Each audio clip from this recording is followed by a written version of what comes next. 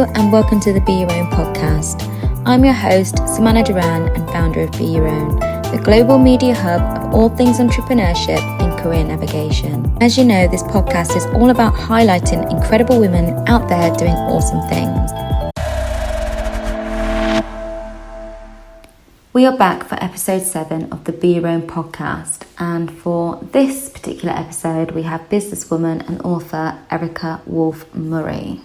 Erica's life has certainly been full of both freedom and joy, having had a career that's seen her work in all aspects of the creative industry, from advertising to graphic and product design, PR and documentary production. Her clients have spanned from big corporates such as British Airways, London Transport, all the way through to Puma and Dairy Crest, as well as working with well-known entities such as Hackney Empire, historic royal palaces, Harvey Nichols, and also TV chef Rachel Khoo. She's also helped over 250 small and medium companies understand how to grow their businesses through inventive planning, smart management, and finding new yet different ways to earn revenues while staying true to their principles. I'm really looking forward to talking to Erica today because I know she has just such a wealth of knowledge and she'll have some amazing, valuable tips to share with us on the Be Your Own podcast. Well, hello, Erica. How's it going? I know I've just done a brief introduction as to who you are and what you do, but can you talk to us a little bit more about who you are and what you do? Hello, yes, I'm Erica Wolfe-Murray and I've been running Lola, an innovation studio, for the last 8-9 years and had just an amazing journey with it. I largely help companies across the creative, cultural and tech sector to innovate and grow. Before we explore more of what you do later in the podcast, let's talk about how you're currently running every day. And what does your days look like at this moment in time? My goodness, every single day is different. And I'm one of these really lucky people that wake up early and go, woo, what's on the calendar today? I will have generally an article or two on my desk to write. So I'll probably sit in bed with a cup of tea and write it actually rather than sit at my desk. So it'll be a piece for a blog or something online, and then I will set off quite early and head out to meetings. And they're generally, I have my laptop with me and travel around cafes and clubs and meeting places of all sorts of different sizes and kinds, and also visit clients at their own locations. So I'll probably have, 2 or 3 meetings a day. Some of them can be quite long and they're quite emotionally intense actually, but I just work with the nicest people on the planet because, the people that populate the creative culture and tech sector are just lovely. So some of my clients I've worked with for 6 or 7 years. So, that really speaks for itself. I love asking this question to all of our ladies on the podcast because each and every single answer is so different. So what does work-life balance look like for you? It's really interesting because I don't class it as a work-life balance. I think work is part of life. I would say it's more a work-home balance. My children are now all grown up. I'm on my own. And many of my clients actually have become friends. So, we always have a good old chat around what's going on in their lives at meetings. But I do ensure that I clock off at about 5 o'clock. Because I can't, if I've started work at, 6 o'clock in the morning, I can't keep going beyond that. And I really enjoy my weekends. And if there's something I want to do in the week, I take that time out because I feel that, I need to keep fresh. I need to keep looking at different things. I need to keep my radar on for my job. So if I can't feel run down and out of kilter with myself. This is why it's always so fascinating to ask that question because everybody's got such a different take on the way that they approach the answer. Didn't you just join the board of directors for the new app Taxode, which is an app for creative industry professionals needing help with accountancy and bookkeeping work?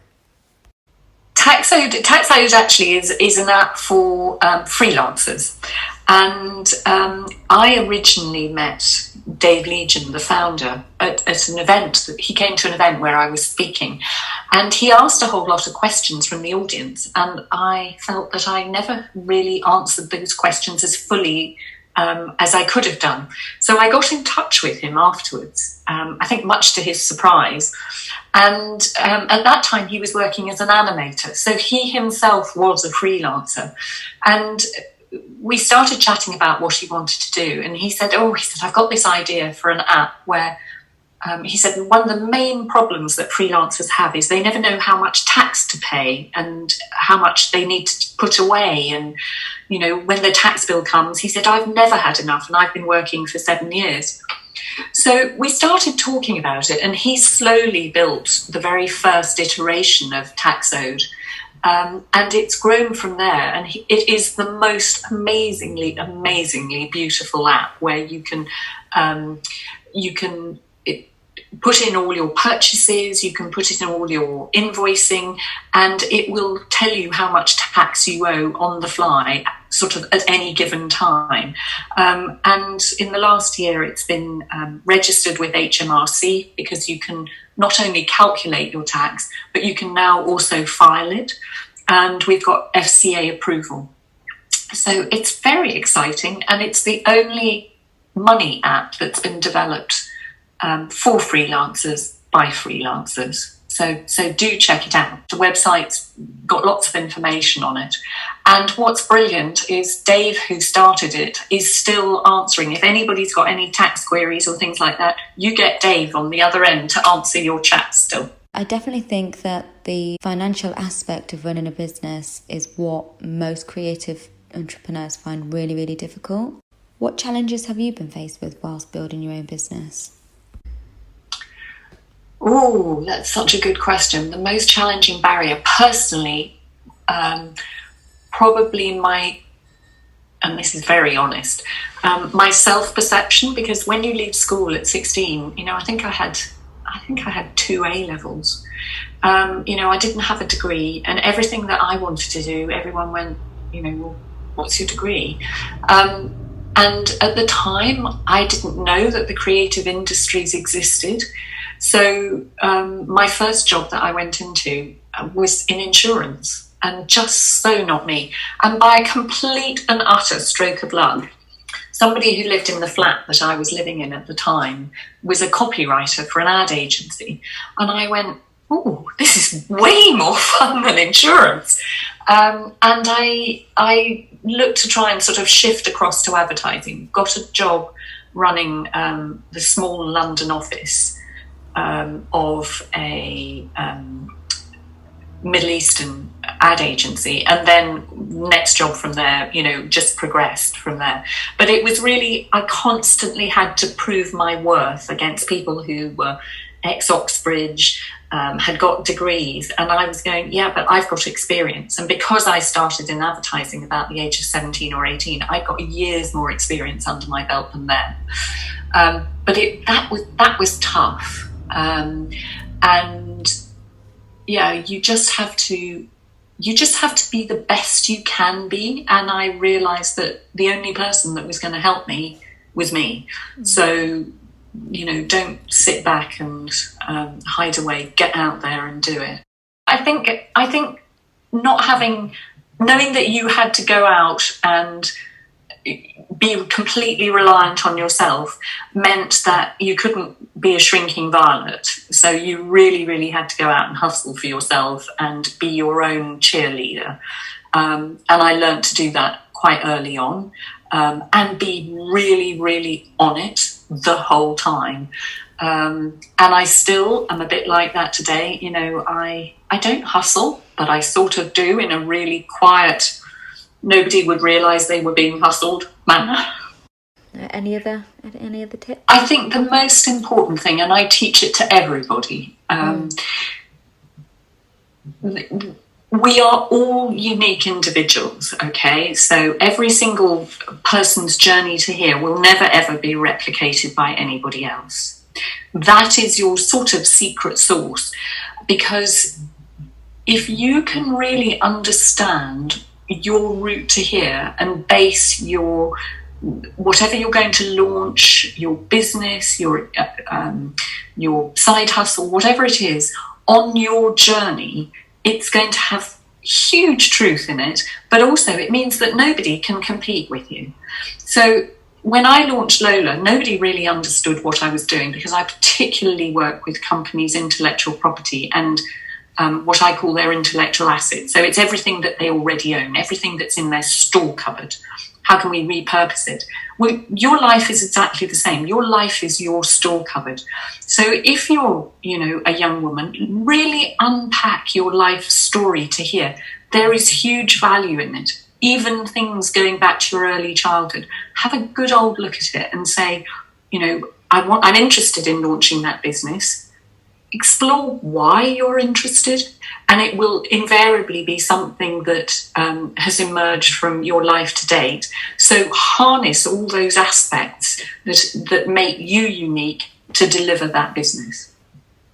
Be Your Own is such a great name. I've thought about it a lot, and I think that absolutely underpins what I've been saying about, and what I say to everybody about, owning your journey to here and owning who you are in a really outgoing, positive way. That uniqueness is what makes you special, and it's what makes people love you. Don't try to be anybody else. Don't try to do anybody else's jobs. You are absolutely enough to deliver everything that you want for your career and your life. Would you say the book that you wrote, Build a Bigger, Better Business, is based around that whole thesis? Oh my goodness, that was sort of such a big work. Somebody once said to me, I was in the middle of a photo studio, and they went, "Oh, Erica, we love what you do, but you can only work with so many clients at once." And I stood there and I said, "Well, why don't I put it all in a book?" And they looked at me and they went, "Okay. When are you going to launch it?" And I went, "Oh my God, I've now got to write a book. How am I going to do this?" And they absolutely kept me to it. So I started writing it because I realized that I've got a methodology that anybody can use. Whether you're a big business, whether you've got a product, whether you're a tiny business, a micro business, or whether you're a freelancer. And the methodology really, really seems incredibly simple. And it is simple, but what emerges from it is very powerful. So what the book covers is how to build your business and understand your background, how to draw a business plan that doesn't have any numbers in it, but helps you shape the business in the right way that you want. We look at countless ways to develop new products and services out of who you are and your journey. But we also cover things like money. Nobody ever mentions all the different ways to make money, whether through owning intellectual property, whether through selling knowledge or things like that. So we cover all of those sorts of things. I think there are over 50 different ways to earn revenue. And then it's full of case studies. So it's not like your standard business book. It's full colour, and it's got pictures of blue meringues in it, which is a bit crazy. It's available on Amazon, and we've got 100% 5-star reviews, which I just am thrilled about. And I was also, the book was a finalist in this year's Business Book Awards. So, it's sort of been on a bit of a journey. Hard writing a book, though. You have to keep parking your backside on the chair and getting it done, because nobody will get it done for you. But wow, it's incredibly fulfilling when you see it come out and see it on bookshelves in shops and things like that. Oh, wow. And because nobody knew me, I ended up self-publishing it. So despite having a great agent, she went, "Erica," she said, lots of publishing companies are interested in this book, but nobody knows who you are. So we ended up doing it ourselves. And what's thrilling about that is you get the book you wanted. I don't think any publishing company would have allowed me to do it in the large format it is. I don't think anybody would have let me have it full colour, or to have the very vibrant cover that it has. So yeah, so it's available on Amazon and also from different websites. For anyone looking to download the book, you can download it at a discounted rate, courtesy of Erica. Just type in "Be Your Own," all one word, uppercase, at the checkout, and then you'll get your special offer. Erica, can we expect another book from you? What do you think? People keep saying what's next, and I'm just really enjoying working and using it as it is. And you go, actually, I poured everything that I know into that one. I think there was about 8 or 9 years worth of notebooks that I raided to write that one. And I sort of almost feel I don't need to. I adapt it in all sorts of different ways. And I think that's how I'm really comfortable with it, is sort of, changing it into courses or, for example, I do quite a lot of workshops. So I'll work with organisations like run workshops at Not on the High Street. I'll run workshops across the Soho House estate. I've done one at the Wing. And that for me is a better way of doing it. I think I probably haven't got it in me to write another book. It really is draining. Actually, I need to pop down to one of your workshops. It would be amazing to watch you live on stage giving a presentation. Oh, that would be so fabulous. I'd love to have you there. Yeah, they are so much fun. Everybody, there's like this amazing moment when people suddenly realise the value of their journey and what's all wrapped up in their business, that they can do all sorts of interesting and different things with that they haven't expected. And it gets so exciting.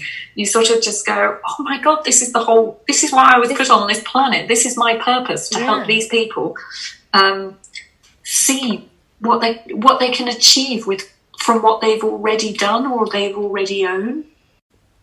You must work with so many remarkable female entrepreneurs. Have you got any magnificent, weird yet wonderful case studies to share? Oh my goodness, I've got so many of them.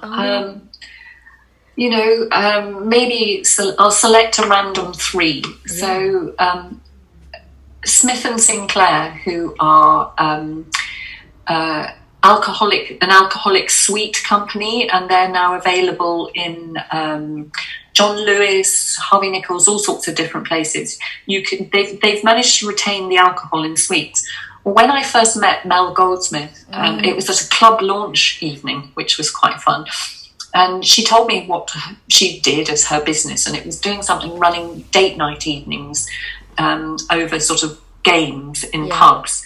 And I went, oh, okay. Anyway, she offered me a plate with these sweets on them. And I said, what are they? And she said, well, we made, my partner, Emile, made these sweets to break the ice in the pubs. And she said, they've got alcohol in them. And I think at that stage you could only eat 3 and then you shouldn't drive. And I went, oh, that's interesting. So she said, that one's gin and tonic, that one's whiskey, this one's, I don't know, vodka and elderflower or something. And I tried them and they were really, really delicious. And I looked at her and I went, I really hate to be so honest, but actually I think this is your business rather than getting board game playing evenings in pubs. So that now, I think last year had a 6 million investment, so that was good.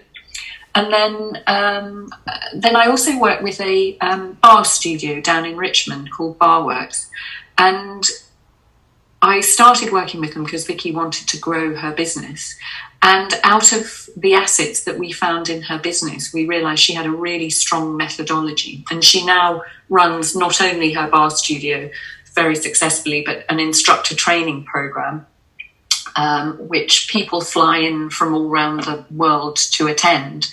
And last year she also sort of harnessed that knowledge that she's got and launched the first bar summit, where she invited, bar instructors from across the UK to come and talk and learn more about bar. So those are 2. And then obviously Taxode is a third one, where to help Dave build this business where freelancers can understand how much tax they owe on the fly, and for a really, really low annual fee, which cuts out accountants to be able to file direct to HMRC from their phone or desktop, I think is another really, really good example that you don't have to be big to do interesting and new things. How much of a small world is that? Mel actually came on when we first launched Be Your Own as a non-profit. She was one of the first women to interview with us, but I think she was at Portobello Market when she first started. It was so funny, that Portobello, because when I met her in the October, and it was in Berwick Street Market. It wasn't Portobello Market. Oh. And I remember that we had a meeting literally just after we bumped into each other at that party. I can't remember whether it was the next day or the following week. And I said, look, you really, really have to launch these, because I'm truthful. I don't think you can build a business out of board games, evenings in pubs. I mean, both her and Emil were both freelancing at the time and doing this pub game and doing the first batches of sweets in the kitchen in the evenings. And I think that was the October. I think the November, I think they registered a company. I can't remember. And because I've got some little nightlight holders that's got the date on it for when they launched the company, which she sent me as a Christmas present to remind me of, how far they'd come. And yeah, so that was when they went in Berwick Street Market that Christmas. And I think by the following March, they were in Harvey Nichols. They were stocking them in Harvey Nichols. And Harvey Nichols had to open a particularly different sector because children aren't allowed down the sort of aisles with alcohol in it. So they had to completely work out where they were going to put these sweets that had alcohol in them but couldn't go in the sweet section, sort of had to go in the adult sweet section. She is brilliant, amazing. I just absolutely loved seeing them flourish, thrive, do so incredibly well. And every so often we'll bump into each other and we'll go, oh, we must sit down and talk.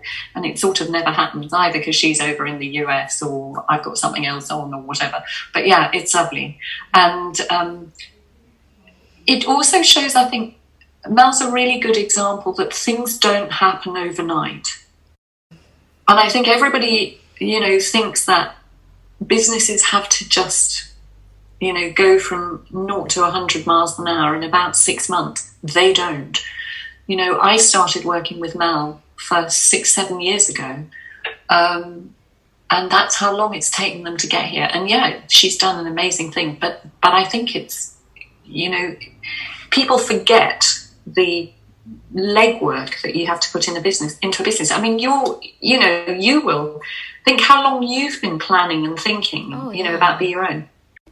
I think for me, it was more about developing the tools and resources for women in business, the same tools and resources that I know that I could have really done with when I first started my business, the ones that we're often too afraid to reach out and ask for help for. I think you're so right. Do you know what's brilliant about women in business? And I've done quite a lot of research and I've written quite a lot of articles about it. What's brilliant is women are absolutely not frightened of asking for help, of looking at resources, and that could be university resources, resources in their community and things like that. And women are prepared to do it, and they do it, what's interestingly, in a completely different way from men.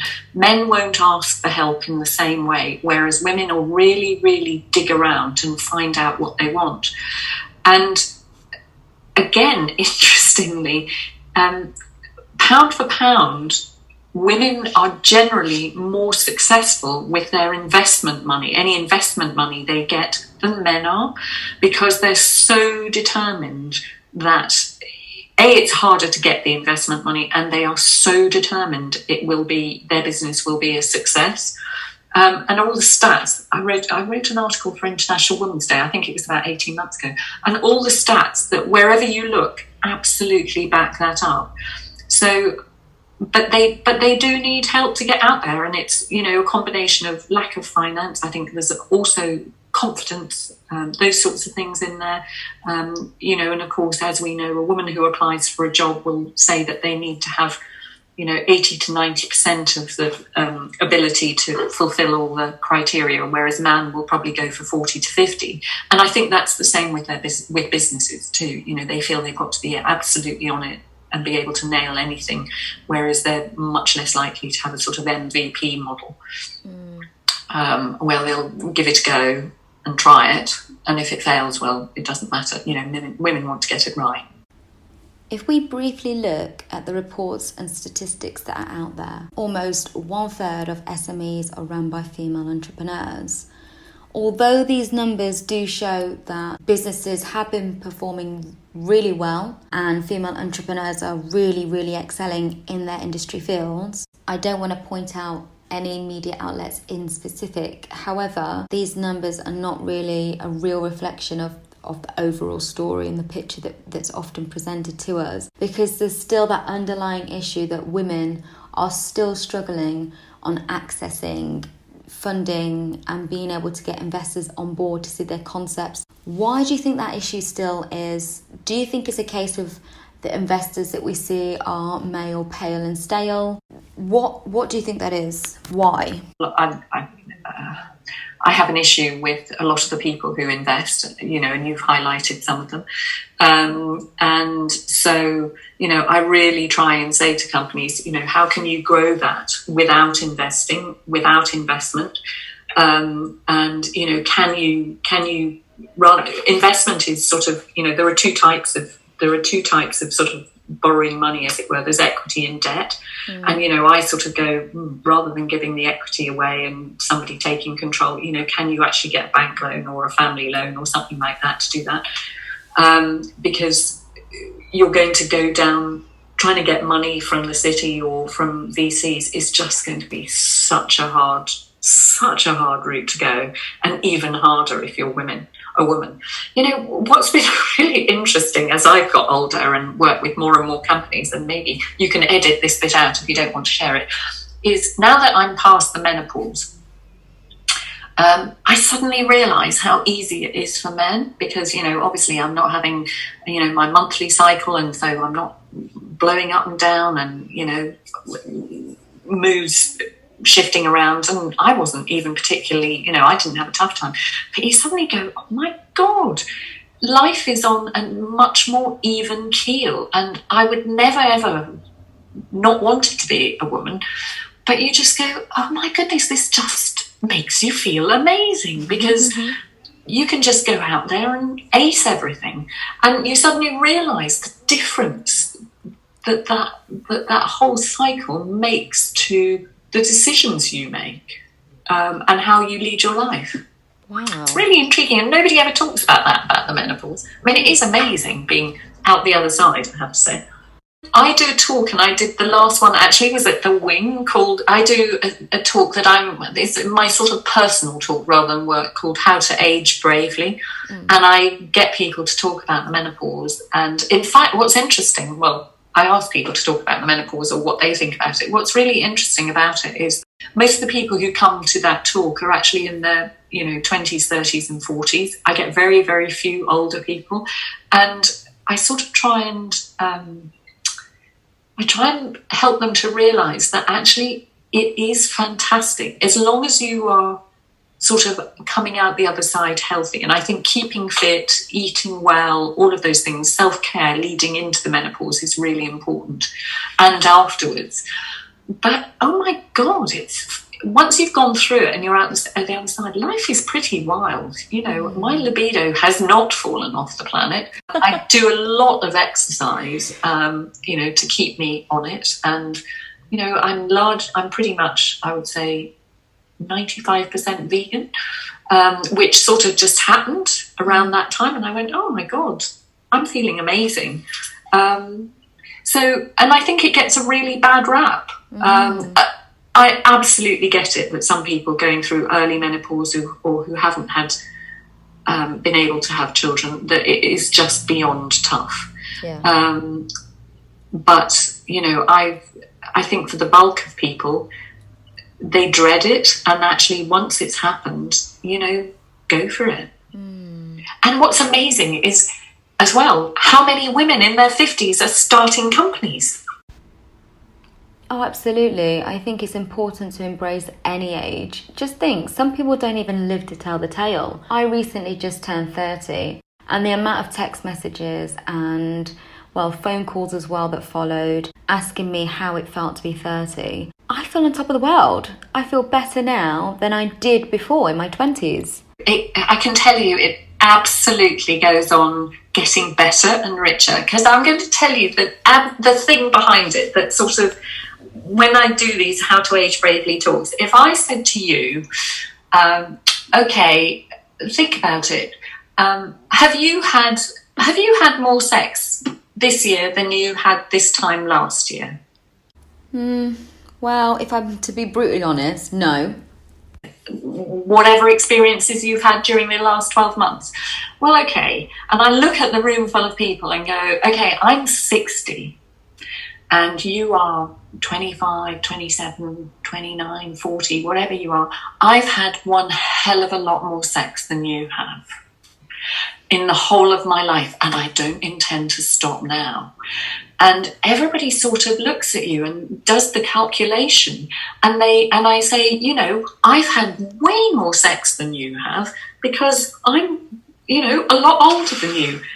Don't dismiss me because of that. Actually celebrate it.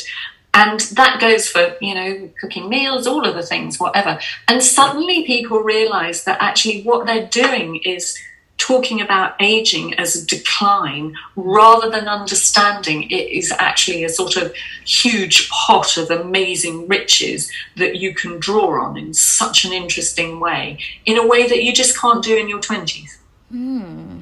Absolutely. And, you know, I really, really loved my 20s, and I'm really, really ready to embrace the 30s. I think looking back, of course, we've all made mistakes from time to time, some of which I'm not that proud of, but they've made me who I am today, and I just wouldn't change them for the world.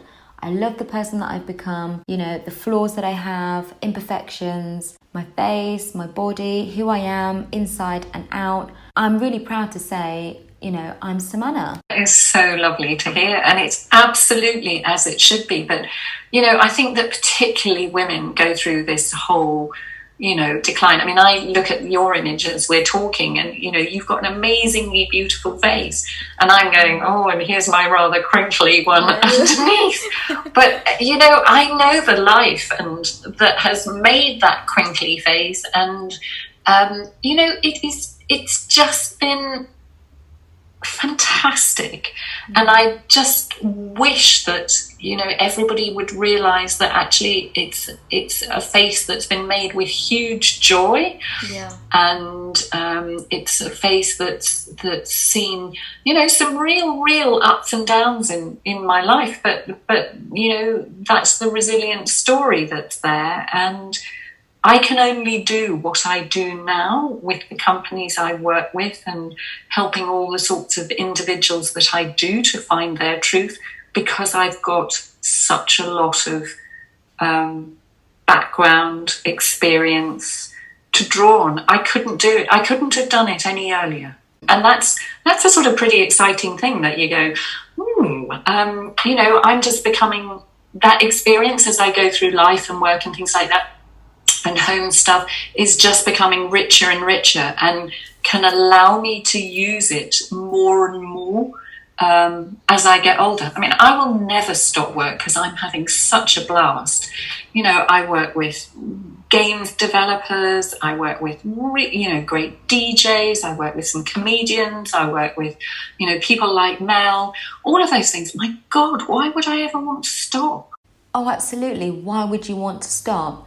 If I look further down the drainpipe, for me, I really want to build something that I feel I wouldn't want to retire from. I'd still want to do, even if it's not full time. I think you're right. I mean, I do understand people who've got quite physically hard jobs, but what's fascinating about them is, you know, I can see that they, you know, may say, I don't want to go on physically draining myself like this. What they have the opportunity to do is to think about, okay, I've got this huge amount of knowledge. How can I apply the knowledge that I've picked up in my job to do something different? Is there a way, if you're a plumber, well, you know how to weld, you know how to, you understand how to make, bathrooms and all sorts of different things like that. Well, how can you spin those assets into doing something new? Could you start a welding school for metal sculptors or something like that? There are just so many ways of doing interesting and different things as you get older, even if you have, it's been that sort of heavy duty career. The opportunities are endless, and I think as we continue to evolve digitally, there's just going to be so many more bigger, better opportunities out there. This is so exciting. And I just think, people are going to go on and it's such an interesting journey, and the journey doesn't stop when you retire. And I can't even think, retirement, one of my sons said to me once, when are you going to retire? And I looked at him and I went, do you think I'm actually retirement material? And he went, no, I think I've asked the wrong question, haven't I? And I went, I think so. It's so funny how we categorise and box off the whole retirement talk. But I generally think that you should only really retire if you can't physically, or you just don't want to work anymore, if you just don't enjoy what you do. So we chatted briefly before the podcast started about your scale up, possibly scale down, your growth plans for Lola Media. Can we cover that again for the sake of the podcast, and also your theory as to why that backs up your answer? I don't think I will grow it. I will grow, I'll definitely grow revenues. I will definitely grow different revenue models, and, the focus on ensuring that you grow profitability. Because there's no point in just growing your turnover and not making a profit. But, I am really, really happy with what I do. I don't believe that companies just need to build endlessly, go for maxing out on growth in order to sell. A lot of people would say, Erica, your business is a lifestyle business, that rather disparaging term. And yeah, if that's what they want to call it, that's fine. But there are 4.5 million, 5 million lifestyle businesses in the UK who are providing finance, jobs, and an interesting life for the people who own them. And that's absolutely fine. So I'm afraid I'm going to be rather disappointing and say I'm not going to build my media business and sell. I'm going to do more of what I love, helping other people find what they love and working with them. I really love that answer, because I think so many of us get caught up in this hamster wheel effect where we think we have to keep going, keep pushing, keep wanting, keep scaling, keep growing. I think it is very important for people to know, like you mentioned earlier, that you can still do amazing, grand, huge things, but remain very small and still enjoy what you do without the passion being taken away. I feel like we could talk for days, and I have so many more questions in my mind, which I think that we could definitely do a part 2 for. It's been such a pleasure talking to you today on the Be Your Own podcast, just understanding your thought process, how you've transitioned throughout your life, your career navigation, your journey. Thank you for sharing your expertise and some tips as well. It's been absolutely brilliant. Thank you so much, Esther. Well, it's been a real pleasure. It's rare that I get a chance to chat about some of these things, so thank you very much indeed. No, thank you, honestly. Thank you so much for listening. Please let us know what you think of the show. Don't forget you can find us on both Instagram and Twitter at BEYOUROWN UK. Our email address is beyourown@beyourown.org, so make use of it and drop us an email with anything that you want to know. If you fancy reading pretty much all of the career navigation stuff we talk about here on the podcast, then head over to beyourown.org for exclusive content, interviews, tools and resources. And lastly, if you love the show, subscribe to us wherever you get your podcast, either on Stitcher, iTunes or Spotify. And that's it from me. See you next time.